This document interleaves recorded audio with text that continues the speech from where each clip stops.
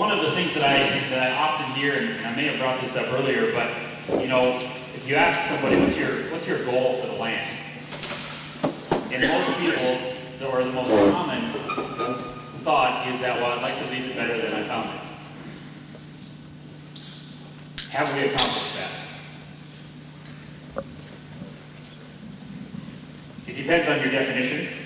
It depends on what your specific goals are, and I don't say that to offend anybody or anything like that, because I would tend to say that on our own operation we have a real long ways to go in order to do that. But one thing we decided a long time ago, or basically we're faced with, is that we needed to do something. Now there's three ways that people generally approach change. The first choice that you can pick is to do nothing. The second thing that you can choose to do is to do the same thing that you've always done, but just do it harder. Just work harder. Now, I don't want to take anything away from my father, who I think is probably one of the hardest working people that I have ever met. And I don't base that on just the fact that he's my father. It's based on the opinion of a lot of people that I have heard that about him. And I also give a lot of credit to my ancestors in how they did come through times where hard work was what they had to utilize and what they had to use. And I'm not saying hard work isn't important. It is. But it's understanding that the hard work that you put in, we want to make sure that that hard work is working towards what we want, not just working hard so that we maintain a reputation. God forbid somebody would drive by and see us sitting and thinking. Think about that. What might they assume about you? Oh man, he's lazy. Look at him. There he is, sitting on the tailgate of the pickup thinking. In fact, they wouldn't even say that you were thinking. They would say that you're probably daydreaming. Now, there's been a lot of truth to the idea that if we're not going to, if we're going to do something other than doing nothing, and if we're going to do something in addition to just working hard, what do we have to do? We absolutely have to do something different. Now, if you are in a place where everything is working just the way that you want it to, and life is grand, I'm not asking anybody to change a thing. But most of the time, we either do nothing or we try and just work harder. I've got nothing against hard work. It's something that was instilled in me growing up, and I think it's very important. But I also want to know that hard work is not going to be something that's going to chase my kids off the farm someday. Okay, I want that just to be a part of the big equation. So as I move forward, if some of these things are like, well, I don't agree with that. You don't have to agree with that. I'm just sharing what we have seen from a trial and error standpoint, from an experience-based standpoint. So to get started, we talked about the water cycle before. We talked about usable and effectiveness with the water cycle. We talked about, and Tim covered some of this too, but some of the myths about water. And I've got a case example that I'm going to share a little bit later, where the whole idea of summer fallow or resting the land so that we can store water is another item that I believe to be a myth. But I will explain why. I'm not going to just throw out an opinion and then not have anything to back it up. So I'll share with that a little bit later this afternoon. But before we get to that, I want to touch on the mineral cycle or the nutrient cycle.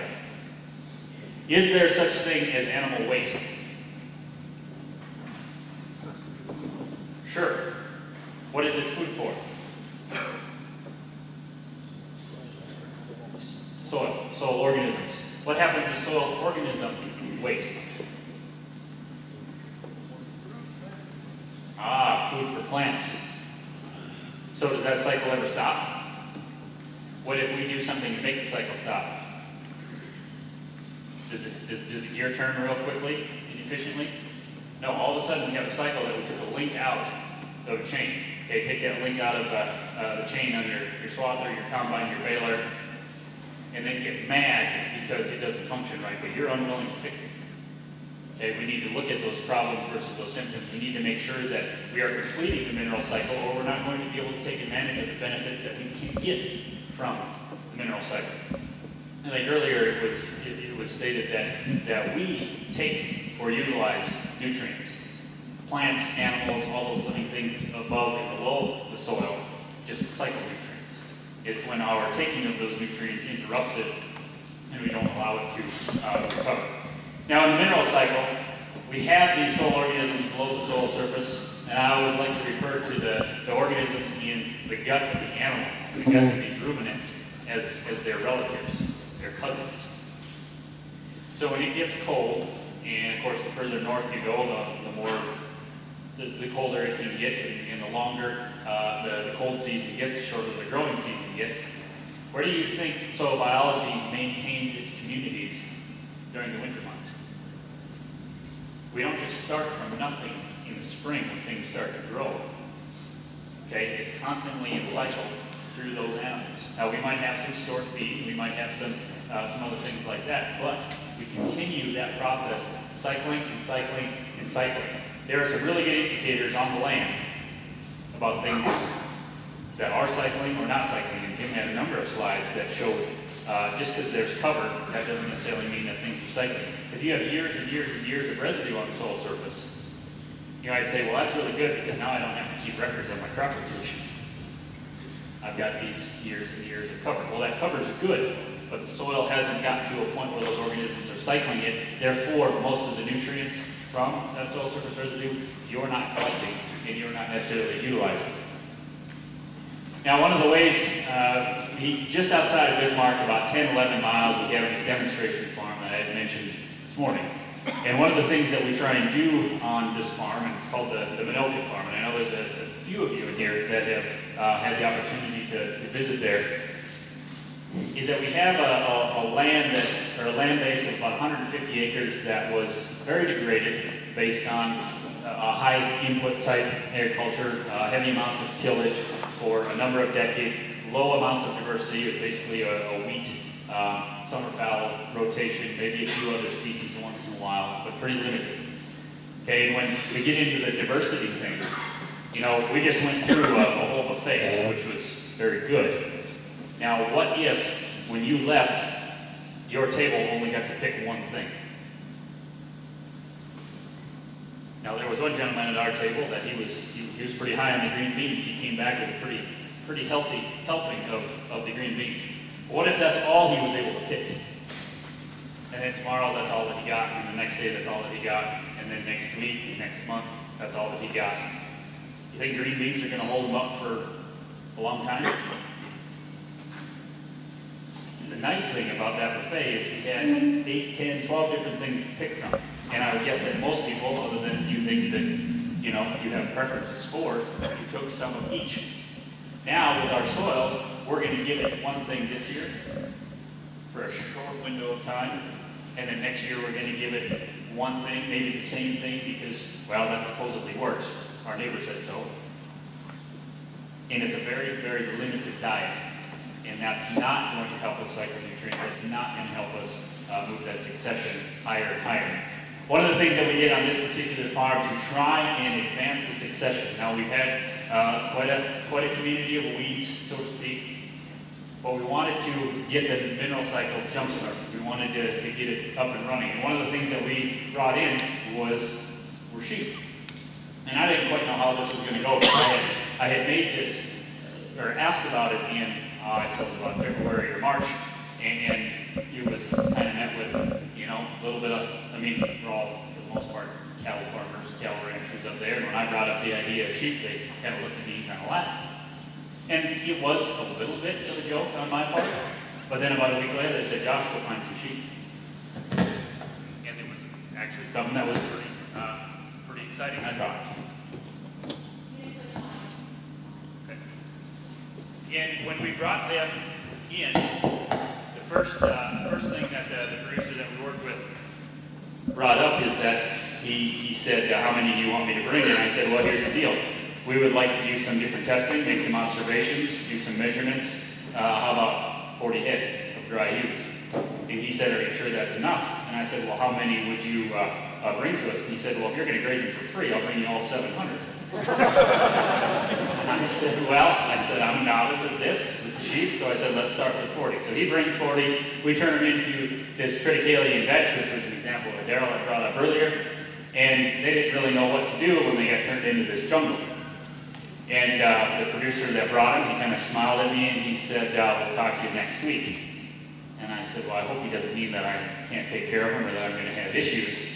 But lo and behold, about a week later, I called him up and I said, I think I know why you were smirking at me. I said, you're either going to laugh at me or you're going to be disgusted with me.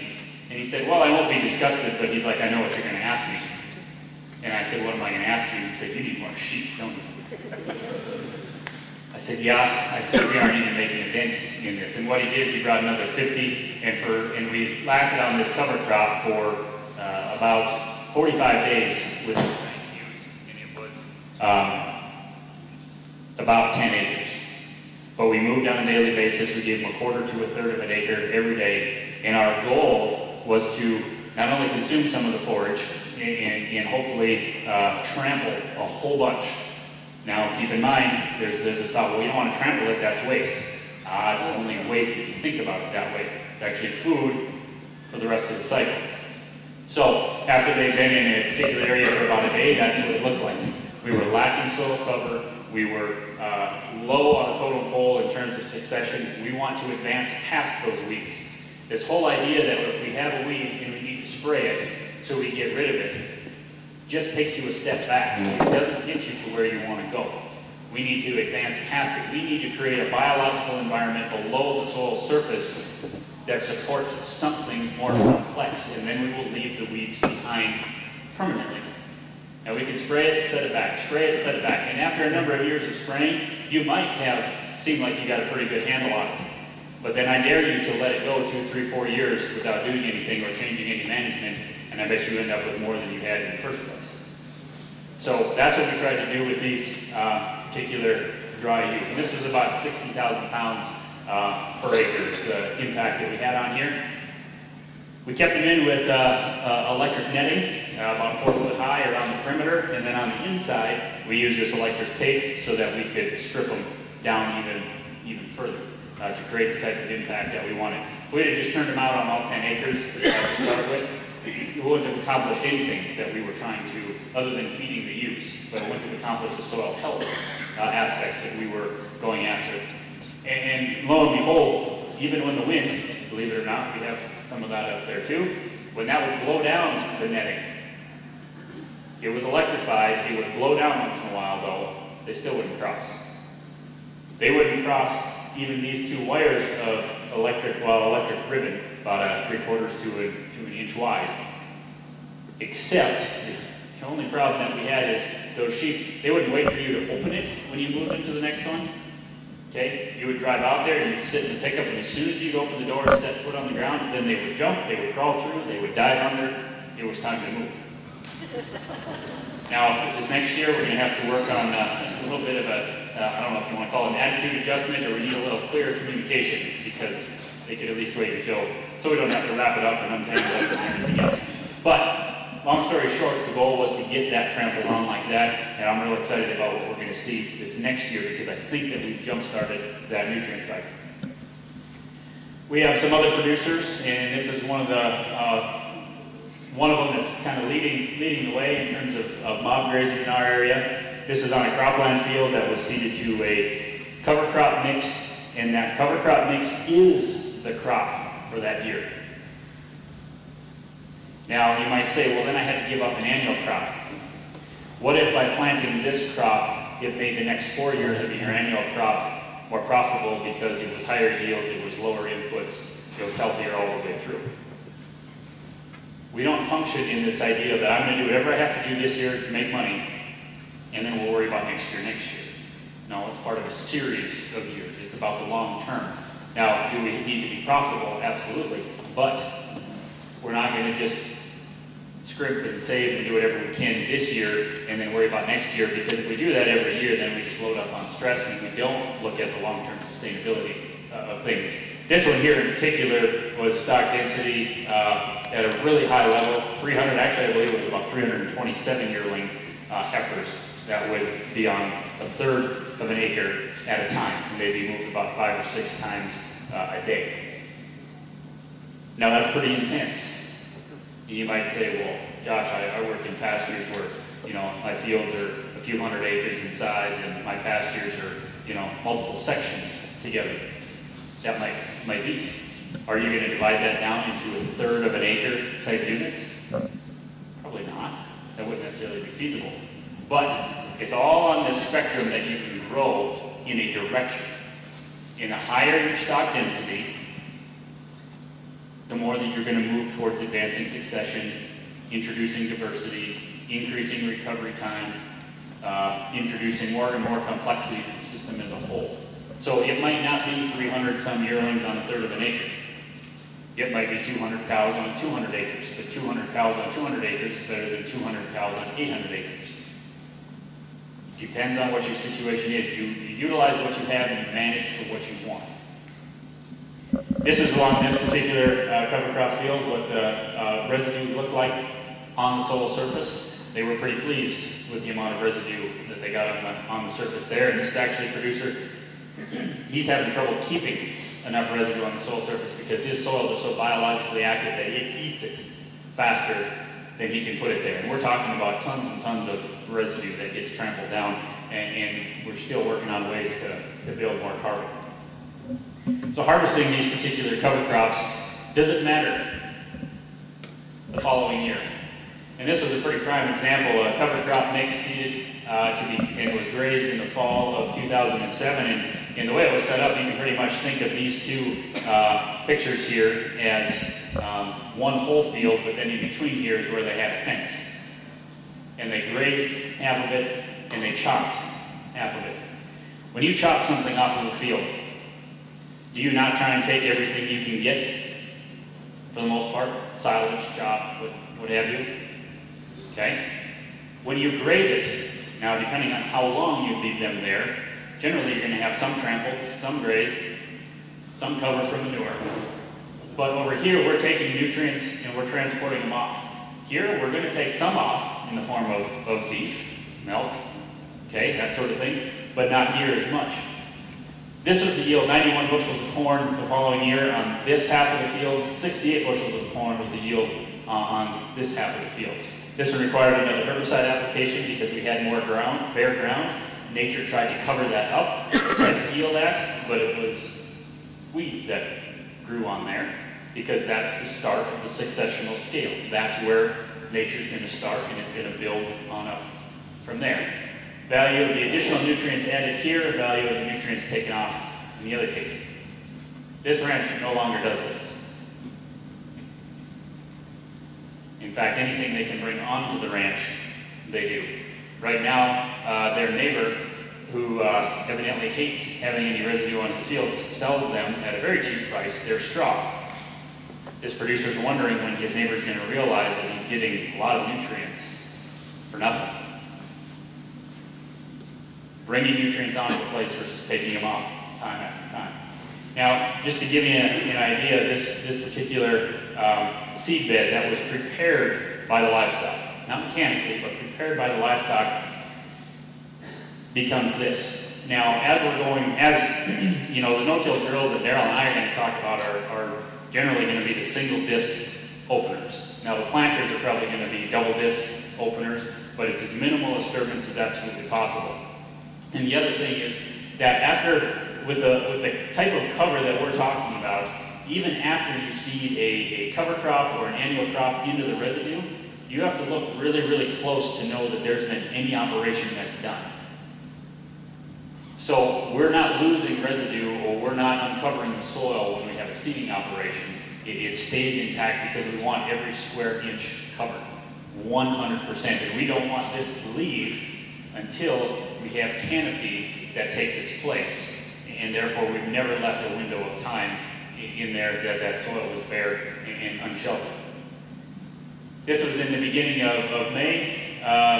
Towards the middle of May, the corn's just starting to come up in that cover crop residue. There was no herbicide application done on this. You can see it, maybe a weed here or there, not enough for concern. The plant's going to be competitive enough to take off, and we've eliminated a cost and some time that had to be spent. The problem is that by June 16th, those biologically active soils have consumed this much. Okay, we're talking about a month later. and then here we're talking about 2 weeks later. We're getting to the point where some people would maybe mistake that as being cultivated. But those are microbes with a big appetite, and a big appetite for carbon.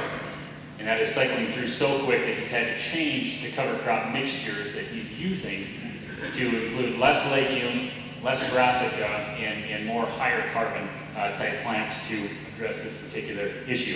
He used to not have enough cover, then all of a sudden he had plenty of cover, and now he's back to having a lack of cover, but for different reasons. And this one, quite honestly, would be one that I would be excited about having and trying to address. And then, of course, by harvest time, it was just the current year's crop is the only thing providing cover. Daryl talked about this, so I'm not going to spend any time on that. But I do want to touch on succession a little bit. And I talked about it already with trying to advance it, if you think about it on a ladder, and trying to advance that succession past the annual weed stage to getting to something more balanced, more resilient, something that can handle conditions and handle fluctuations in weather and in soils and those things. But all of these items will affect what your succession is going to be. All of these items will either help you build a biological community that will work for you for free, or it can take care and partially or completely destroy those communities. But it's up to us and the decisions we make and the tools that we decide to use that will determine that. And this isn't an all-inclusive list by any means. It's just some of those. And you can actually take all these and tip it on its side so that it starts here and goes this direction. And as we look at all these different tools, we can see how one may build and how one may limit where that succession actually starts to take place and where on the successional ladder we're able to get to, or where we're limited to staying based on those tools that we use. So why so much diversity? Well, we've already decided that mimicking Mother Nature and the native plant communities is something that would be good, something that's resilient, something that's complex and dynamic, and therefore more stable and more efficient. Now, if you look at this diagram here, over here on this end of the spectrum, we have very few species. Maybe 1, maybe 2, maybe upwards of 3. We have very few species. Now, when you have that few species, they kind of have a monopoly on that particular ground area, don't they? So then, do they have the ability to really take off and do what they want? Here we can have wide fluctuations in what happens. Wide fluctuations in the number of insects, in the number of plants, in the number of good or bad things that could potentially happen, and the risk is much, much higher over here. Now, as we increase the number of species, as we increase our organic matter, as we increase the ability to allow plants to fully mature, okay, if we have soils that are limiting and fertility is limiting, and you have plants that don't even get to the point of making a seed head, okay, we're lacking the ability, we're lacking the diversity in order to be able to take us to that point. But all of a sudden you get over to this edge over here, and now what's the possibility that any one of these many, many, many, many species is going to jump out of control? Not so much. We have a checks and balances system in place, don't we? It's kind of like having a whole group of people that are all working towards the same goal, and then you get one bad apple in that particular group. Now, can that one person raise some havoc? Possibly. What do you think all the rest of the other people that are working together are going to do with that one person? Probably do whatever they have to do to keep that person in check. And if there's one person against a whole bunch, probably not going to be that hard of a deal. When your ground is limited to 1 or 2 species, there's not going to be the ability for one to keep the other in check. Okay, so over here we have lots of species. We might have lower numbers in each species, but we're going to have a great amount of diversity and a great amount of balance. Daryl showed this in diversity in the native ecosystem, and how diversity in the cropping system is something that we can mimic with those 4 crop types. And if your soils have been fed the same 1 or 2 crop types forever and ever and ever, I would challenge you to think about introducing, even if it's in a real small area, introduce some species that it has never seen, at least not for a long time. See what it does. You saw in Daryl's pictures the jump start that it gave a particular piece of land. He didn't even completely convert that land. He just threw in some diversity one year and then had a pretty good surprise the next year. You won't know on your particular property unless you try something. You don't have to do 100 acres or 400 acres or half the farm. You can do 1, you can do 5, you can do 10. Do something that'll give you a little bit of a representation, but do something that will help you learn. Do a little bit of experimenting. One of the other items that we've done is, you know, there's quite a bit of the country that's a corn and bean rotation, and evidently that's just what they're going to do. So we looked at ways, how can we introduce diversity into that type of system? And the first step would be, well, it needs more diversity in the annual rotation. But there have been some that absolutely refuse to do that, so we're looking at, okay, how can we introduce diversity in the same cropping year as, say, corn? And in this particular one, we seeded cowpeas in between the rows of corn. Now, we seeded it when the corn was about V5, V6 stage, so you could go across it with this 3-point mounted interseeder and just get the seeds in the ground, maybe bend the plants a little bit, but not break them by any means, and get a legume seeded in between the grass plants. Now, we only did this one year, so we don't have a lot of experience with it, but I think this might have a fit in some systems. And to go back to this one real quick, if you took soil tests, biological soil tests, near the roots of the corn plant, you would find more activity than you would find if there was, now pretend there's no species seeded in the middle here, and it's just bare ground.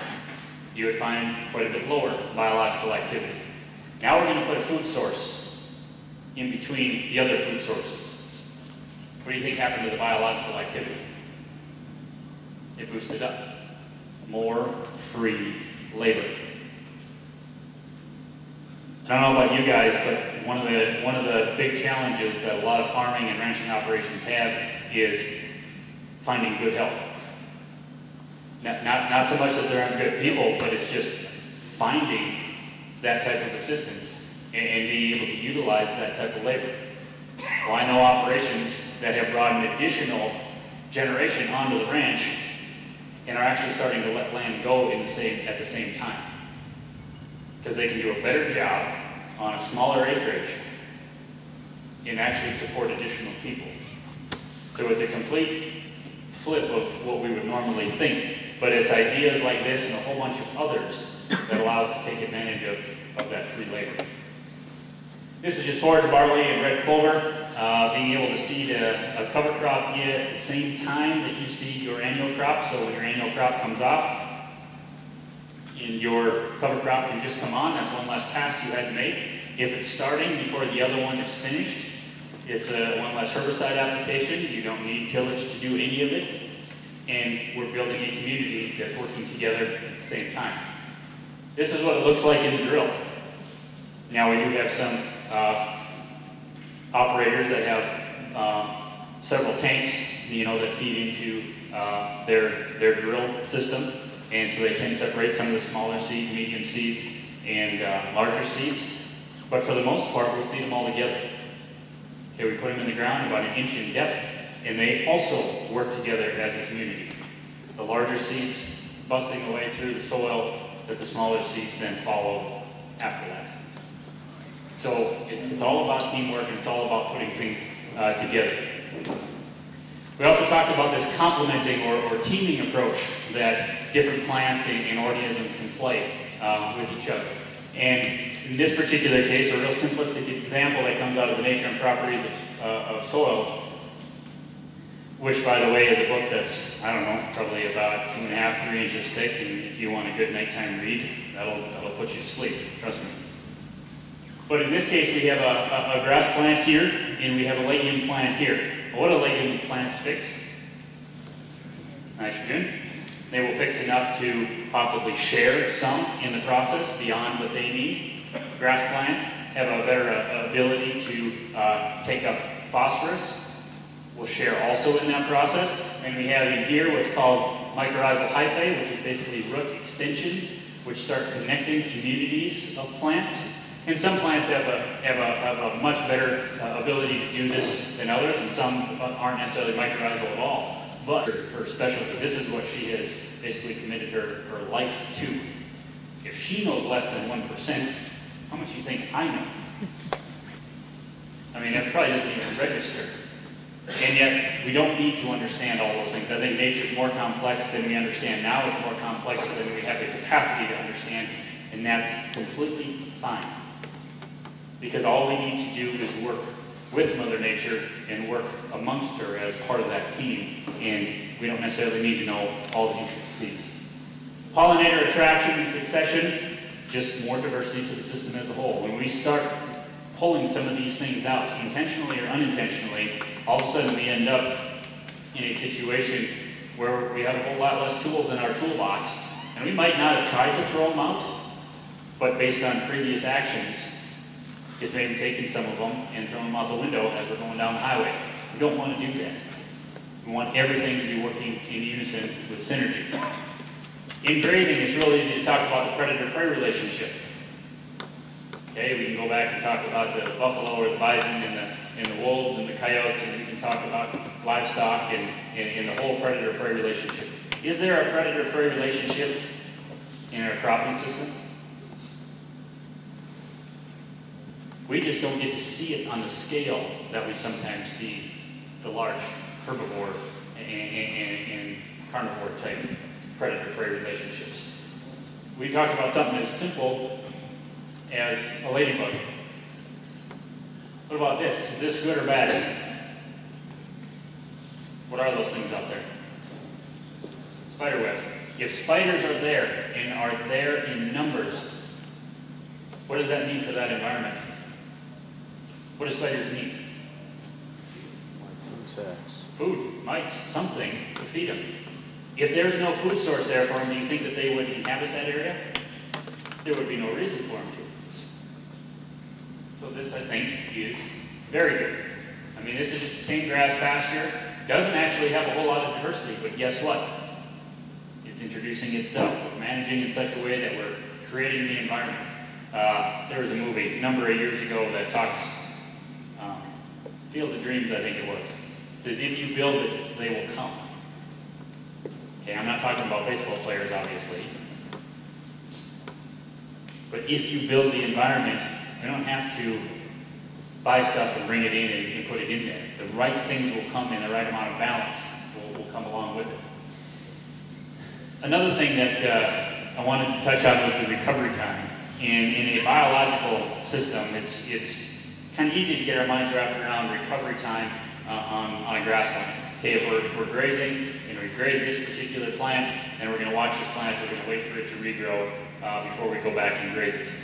Otherwise, we're, again, losing opportunity and setting our whole system back when we tend to overgraze it. Is there recovery time that's needed in a cropping system? Now you might say, well, gosh, there's annual plants and we harvest those, and we don't necessarily harvest them with animals, so what are you talking about recovery time? Well, we had the discussion at lunch about compaction and how we, for the most part, agreed that compaction is really a function of time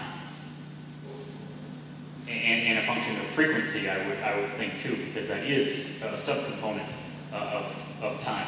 But if we look at recovery, first of all, there needs to be something growing in order for there, or something alive in order for there to actually be something to recover. Okay, if it's dead, you're not going to build any more life out of something that's dead, if that's where it's already at. But if we have recovery of plants, that's obviously one.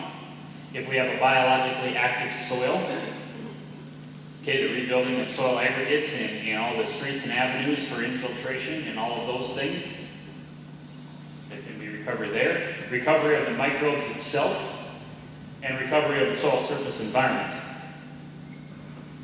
All of those things play a role when we manage our cropland. Now, if we just go out in fall and say, well, we're just going to graze that stubble, we're just going to turn the cows out there and we're just going to leave them on there until next spring, there's not much management in that. That's kind of the whole You know, they often talk about the Columbus method in grazing, where you turn the cattle out in the spring and you go discover them in the fall. That leaves a lot of opportunity on the table. It doesn't matter if it's a grazing situation or if it's a cropping situation. Okay, feeding a balanced diet with constant stream of solar energy. This again is that full ration for those soil organisms, or don't expect them to perform at the level that you think they will. Reflection of solar energy on bare ground. We're just reflecting the one free lunch that we get. And everybody says that, well, there's no such thing as a free lunch. Well, as egg producers, we do get one, I think. Whether we take advantage of it, that's up to us. But bare ground, you're reflecting back the wealth that you could be accumulating. A little bit different situations when we're absorbing everything that we possibly can. And we have diversity, we have structure at all levels, and we have as many solar panels out there as absolutely possible. Then and only then are we starting to build biological wealth into the soil, and if we feed the soil, it will feed what's above soil, which is what then puts money into our pockets. One example of a cover crop mix, in addition to the extensive combinations, is one that we call the Three Sisters. It's corn, beans, and squash. Something that actually was used often along the Missouri River. Decades and decades ago, Native American populations used this an awful lot. And it's called the Three Sisters because each one brings something to the table, whether it be a grass plant, whether it be a legume plant, whether it be pest control, and how they feed the community as a whole. We're starting to use this not only we put this on production sale in a cropland scenario. We've also utilized it on a much smaller scale in a garden. The concept is the same. It's just how many acres of it you actually have. On the Minokan farm in 2010, here's just another example of a warm season cover crop, and Daryl covered this morning about the time windows of when you put in warm season versus a cool season, and talked about how what cover crop species you put in is not necessarily just whatever comes to mind. It's about addressing your soil resource concerns. It's about putting the money in the most effective place possible. If every action that we took was the absolute best use of our next dollar and the best use of our next hour of time, we couldn't help but move forward. We couldn't help but make progress. And do we always, we try to do that, but is it realistic to think that we always do? No. But if we can do it quicker with the speeding up of biological time, like Daryl had mentioned, there's a whole lot of things that we can address at one time. Okay? It's kind of like having that Swiss Army knife in your pocket that's got all these other gadgets. Okay, it's a multifaceted tool. It gives you lots of flexibility and lots of options. This is probably one of our most advanced producers that we get the opportunity to work with, and quite honestly, from my standpoint, that I get to learn from. And on this particular, this is, and many of you have probably heard of it, this is Gabe Brown. And his son Paul has come back to the operation within the last year. And this is a crop of corn, obviously in 2011, close to 160 bushels, zero commercial fertilizer, but cover crops are in the rotation. Now, in addition to having this, the first question that comes to mind is, okay, you cut out all the commercial fertility. That's fine, but what could that crop have been if you had added fertility? And actually, he got this question. He had a local seed service come out and do the weighing on this, and the gentleman running the grain cart said, boy, that's good looking corn, close to 160 bushels. Imagine if we would have put about 300 pounds of nitrogen to it. Did we not miss the point? Will you ever go broke if you take a profit every year? Now, you might not hit the grand slam. You're also not going to go underground. If you take a profit every year, which is a whole lot less risk with a whole lot less inputs put into the system. And so one thing to try and look at this a little bit deeper was this. He took a tissue sample of that corn. Okay? He was also curious. Was I shorting that corn? Was I leaving something out? Was there a nutrient that it should have had that it didn't? In this corn, everything in here is sufficient. A couple of them or even in the high category. Would you go back to the previous photo? You bet. Was this 159 bushel corn, was it planted on the field where the photo from that was before? Yeah. On that one, no. This is at the Minokan farm, which is a different location. Okay. This is a demonstration farm. This is an actual producer, probably 10 miles away. Gave to the Minokan farm somewhere in there. What was the population? I think he seeds at I want to say 22, 22, 24, I think, Yeah. somewhere in there. What was, Question, Mike? yeah, what was previously cropped on the 159 bushel corn? On this, go ahead.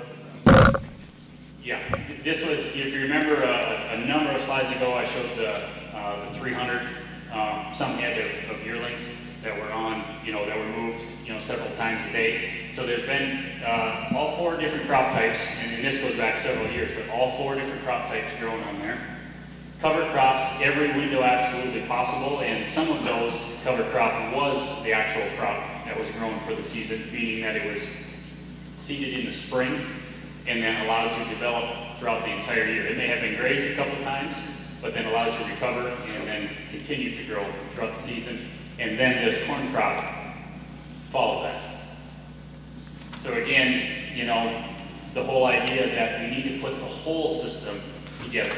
We're not going to just seed this one crop and then next year we'll figure out, what one crop we're going to seed. We want to tie everything together year after year after year. And if that means that the livestock go on that crop land and that's how you realize some of the income from it a given particular year, we also put a lot of biological wealth into that soil so that we have more resiliency and sustainability moving forward with future annual crops. Question? How many years will it be before they'll be corn back on like that? Even if you asked him, I don't know that he would be able to answer that. He won't necessarily stack corn, on it in consecutive years.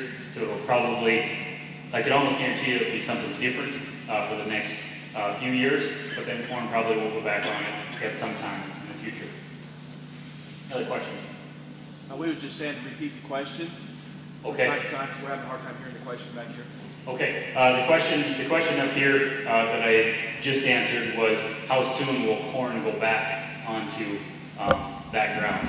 And like I said, trying to stay with diversity and stay ahead of cycles that Mother Nature is basically going to figure out and say, you don't have enough diversity in here, so we're going to introduce something that we may or may not like, where you continue to have as high a level of diversity as possible.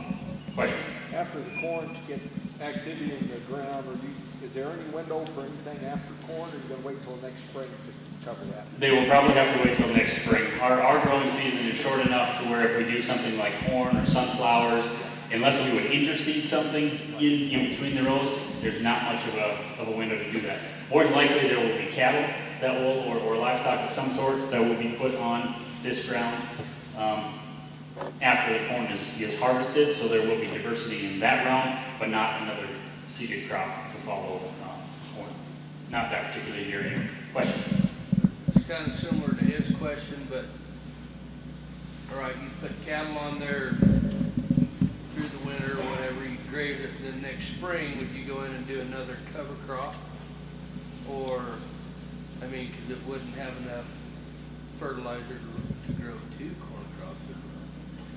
The question is once this corn is off, probably the livestock will go onto the land in the fall, the winter, and then the next spring then, is there a cover crop going to go on there in order to provide the fertility for another crop, or will the system that's been on this allow for this type of activity for more than 1 year? And in this case, we don't necessarily know how far this particular activity is going to last. That's one of the things on the Minokan farm, our demonstration farm, that we are playing with right now. Is we've got 10-acre strips that we are putting cover crops every other year, and of course alternating with an annual crop. We have some every third year, some every fourth year, and we're trying to see how long that will play out in the process.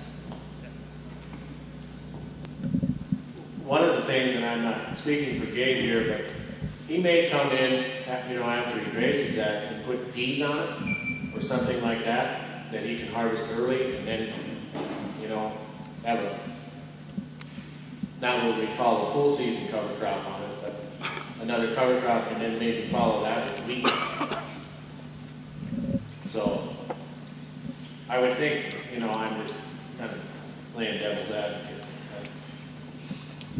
And more than likely, he'll be out there digging around the next year, or have multiple people digging around out there the next year to try and look at the soil and see what it needs. You know, what the next step is. And the thing with, you know, with his system and a number of other systems that are building is a lot of times the questions are, well, how can you just feed what the soil needs? We need to. This is the whole idea of, well, I still need to make money. When you are a low-cost producer, all of a sudden you get to a point where you have so many more options on the table, and your risk is so much lower that all of a sudden you can pick and choose from a lot of different things. Now again, that doesn't happen overnight, and that doesn't happen, you know, for him. He's been no-tilling since the mid-90s. He's been doing combination crops, and including livestock, since probably the late 90s, and the real intense cover crop combinations probably since about 06. Okay. The other thing on his particular operation that he really, once he looked at this, he really had a hard time with the idea that half of the fertilizer, for the most part, half the fertilizer that he would be putting down, you don't use. So he said, if I'm spending $10,000, $20,000, $30,000 or more on fertilizer, half of that I'm basically throwing away. It doesn't get taken up into the plant. Now, it's more complex than that, so to speak, but this also comes from nature and properties of soils. But this is here is a research test that they did on corn about how much that corn plant actually took up as a percent of what nitrogen was applied. And when you think that you're putting down a tremendous amount of fertility, if you are, that from 40 to 50, 55, 56% gets into the plant, that's not near the efficiency that we're looking for.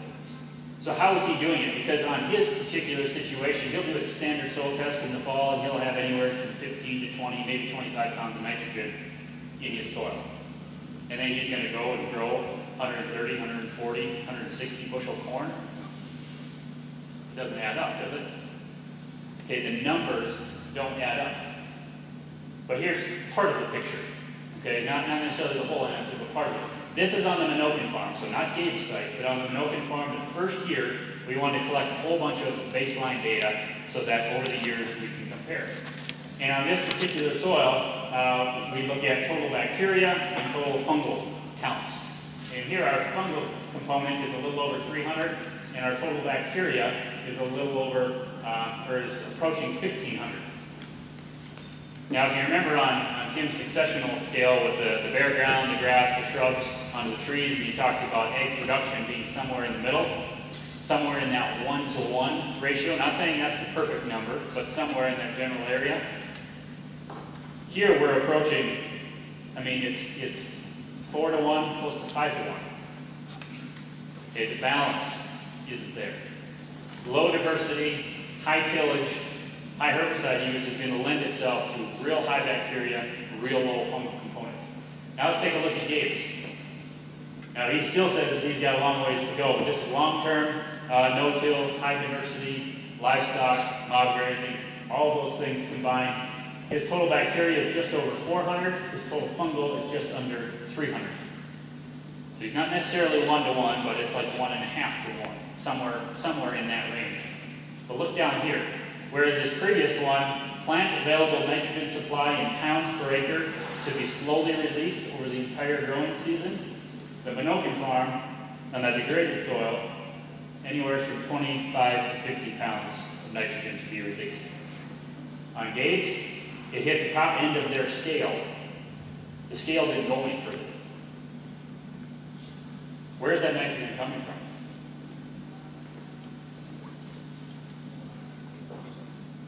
Magic? It's that party underground. Okay, it's all a matter of, as one of our producers producer said it's all a matter of who eats who and what byproducts get thrown out to the side. Okay, the amount of nitrogen that is part of the system that is cycled through when we have those organisms housed and when we have them fed well, then all of a sudden they feed the community. They do their diligence and they play their role and they play it very, very well. To the point now where Gabe would maybe even tell you that as much as he likes his cows above ground, he's probably got critters that mean even more to him below ground. Because without them, he doesn't feed his critters above ground. And he's not near as effective and able to do what he does. Now all of this, we can plan and we can put in cover crops and we can just be gung-ho about this, but monitoring needs to be a part of this deal. Because if we are not monitoring what we are doing or what responses we are getting, and this doesn't mean being skeptical. Okay, Henry Ford's had a quote that he basically said, if you think you can or you think you can't, you're right. Okay, the limitations on doing things like this, it's not a climatic obstacle, it's not a soils obstacle, it's not your location, it's not your amount of precipitation. No, it's psychological. If you think you can or you think you can't, you're right. It's your choice what team to be on. It's your choice what direction you want to go. But there is so much creativity that each of us has up here that if you challenge yourself the way, how can I make this happen? Okay, the whole idea that we can do it and having that positive attitude will take you a long ways. Now just to finish up, the Soil Food Web, this is a real simplistic version. If anybody ever has the opportunity to read, I think it's called the Biological Primer, Elaine Ingham and a few others, I know we have in our NRCS and SCD offices, so that would be a source that you could talk to and look at. But this is where this particular diagram comes from. And how do we support all of those things in that diagram? Again, I've harped on this, the cover on the soil for the home, the roots in the soil for the feeds or the food source. So from a holistic cropping standpoint, and you can apply this to grazing, you can apply this to gardening, you can apply it to wildlife, are you using all of your biological horsepower? If you're not utilizing biological, and we like to talk about horsepower. Okay, believe me, I like to talk about horsepower. I was watching the NASCAR race last night that I waited a day and a half to finally finish and watch the end. Okay, I like horsepower.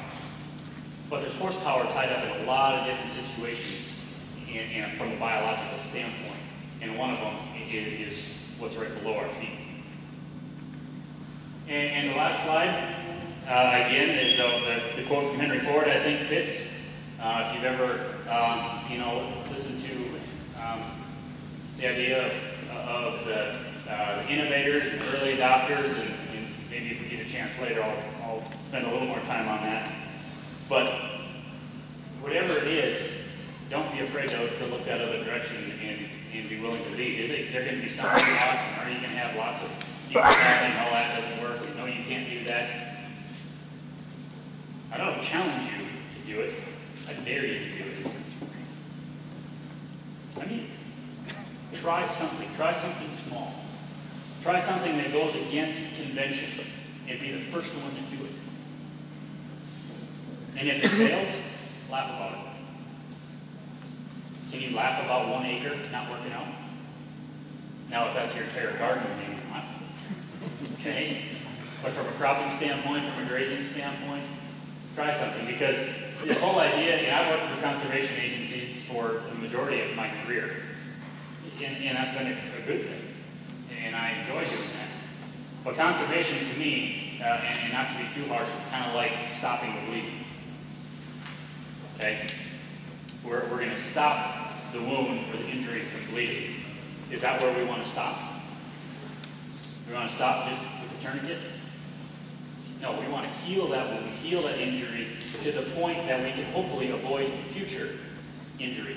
But that doesn't take conserving where we're at. That takes regenerating where we're at to where we're going to go. And that tends to be the focus that I try to have on a daily basis is knowing that that's not only the needed direction, but that's absolutely positive. Because we all know how powerful Mother Nature can be, right? Especially when it doesn't go our way. What if we teamed up with Mother Nature and utilized that power in a way that works with us and works towards our goals? All of a sudden, nature's equation isn't a negative. It's an absolute positive, and it's more than 1 + 1 = 2. Thank you.